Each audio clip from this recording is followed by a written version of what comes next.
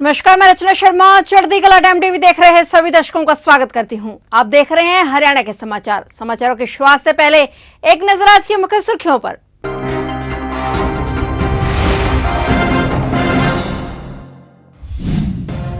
गुरुग्राम में आयोजित 3 दिवसीय सांस्कृतिक महोत्सव में पहुंचे पूर्व राष्ट्रपति रामनाथ कोविंद। पूर्व राष्ट्रपति ने अंतर्राष्ट्रीय सांस्कृतिक केंद्र का किया शिलान्यास।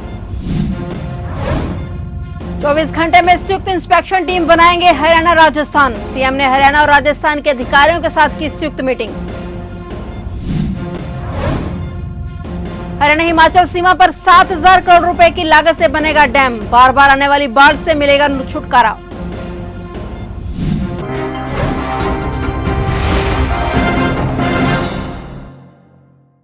और अब समाचार विस्तार से।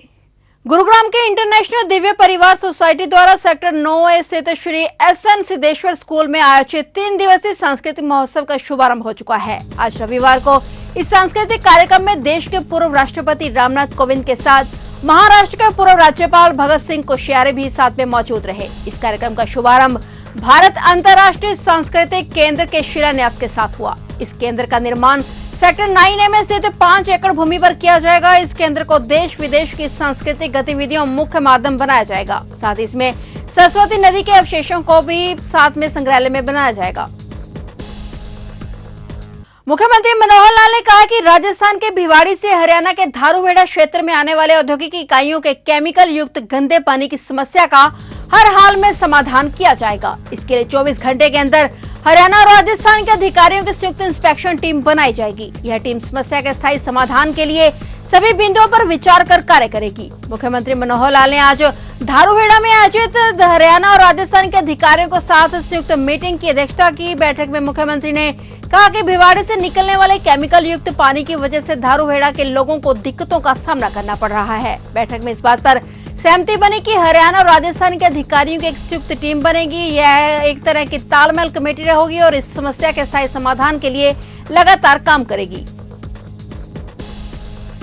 मुख्यमंत्री मनोहर लाल ने हरियाणा हिमाचल सीमा पर बनने वाले डैम के कार्य में तेजी लाने के आदेश दिए हैं। सीएम एवं सिंचाई विभाग के वरिष्ठ अधिकारियों के निर्देश के बाद इस काम में तेजी लाई जा रही है। हरियाणा सरकार ने हिमाचल सरकार को डैम बनाने के लिए एनओसी के लिए लिखा हुआ है। अभी तक हिमाचल ने एनओसी नहीं दी है। एनओसी के बाद MOU साइन होगा, जिसके बाद प्रक्रिया में और तेजी लाई जा सकेगी। उन्होंने कहा कि निश्चित तौर पर डैम बनने से सिंचाई विभाग को भी भारी लाभ होगा, जिसे हर साल करोड़ों रुपए की राशि बाढ़ रोकथाम कार्यों पर खर्च करनी पड़ती है। सिंचाई विभाग के वरिष्ठ अधिकारियों को मुख्यमंत्री ने कहा कि जल्द से जल्द हरियाणा हिमाचल सीमा पर डैम बनाया जाए, ताकि हर साल हरियाणा, दिल्ली, उत्तर प्रदेश और हिमाचल में होने वाली बाढ़ से तबाही से बचा जा सके। और डैम बनाने को लेकर 5 राज्यों हरियाणा, हिमाचल, उत्तर प्रदेश, दिल्ली, राजस्थान को जहां MOU साइन करना है, वहीं डैम के निर्माण को लेकर हरियाणा, हिमाचल को अन्य कई कदम भी उठाने हैं।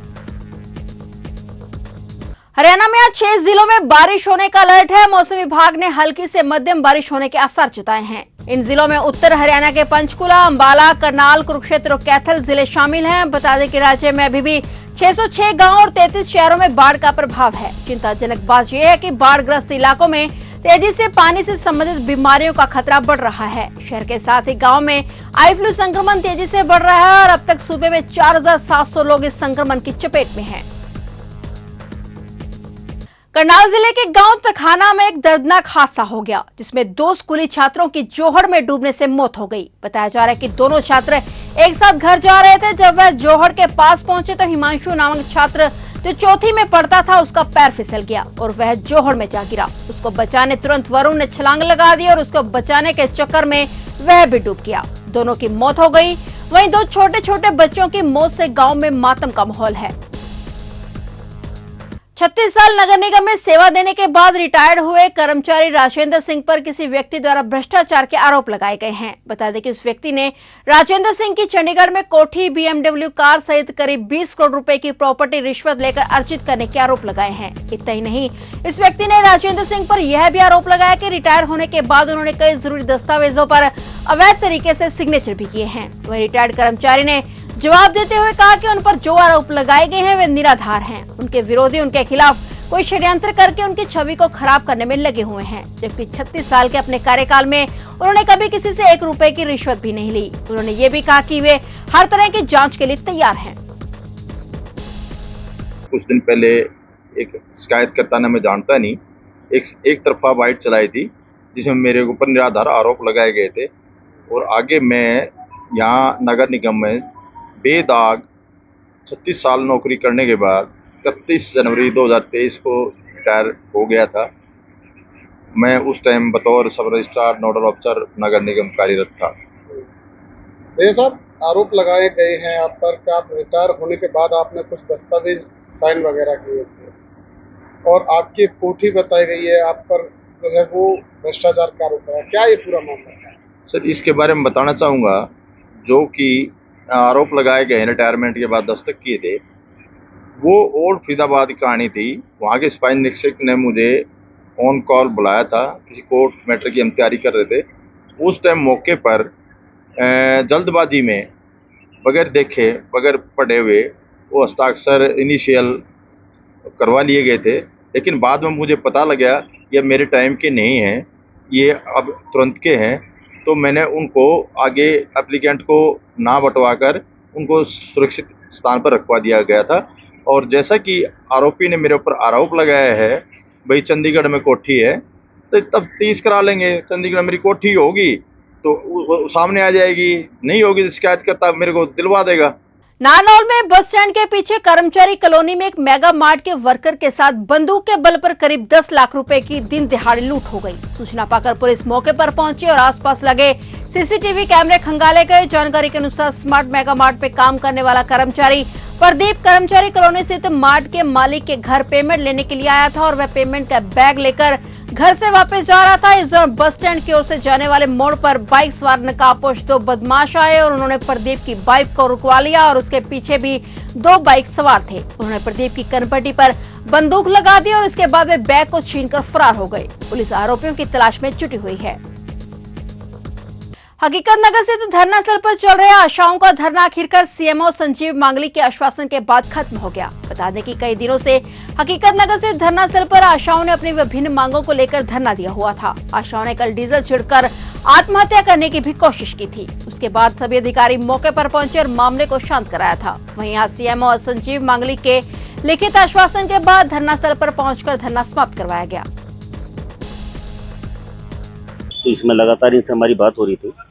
इनका कुछ मांगे थी इनकी, एक तो इनका आशा मानदेय जो है वो कम पहुंच रहा है और दूसरा इनका मान सम्मान नहीं होता। अस्पतालों में जाती हैं तो इनसे लोग अभद्र व्यवहार करते हैं और जो अस्पताल का स्टाफ है वो इनसे अच्छी तरह से बात नहीं करता। तो इन्हीं विषयों पर ये धरना था और आज हमने बात करी है अपनी, इनकी बातें सुनी है। और जो पेमेंट है इनका मानदेय वो एक थोड़ी सी लंबी प्रक्रिया है।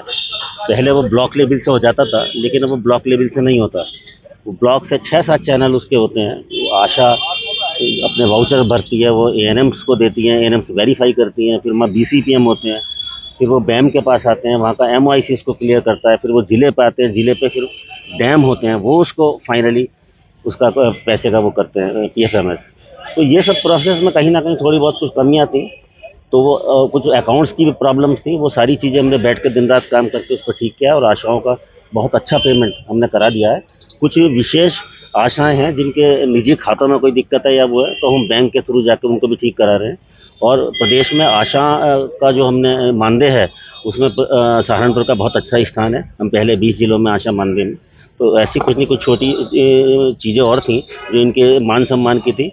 तो मैंने जिला अस्पताल में महिला चिकित्सालय में बात करी है सीएमएस से, तो उन्होंने कहा है कि इनके साथ मैं वार्ता करूंगी, आप इनको लाइए। तो हमने सभी जगह इनके कमरे अलग से बनाने की एक निर्देश दिए हैं कि सभी जगह आशा के लिए एक रूम बनाए वो पीएससी सीएससी पे, जहाँ ये मरीज लेकर रात में जाएँ तो इनको ठहरने की व्यवस्था हो और पूरा इनका सम्मान किया जाए।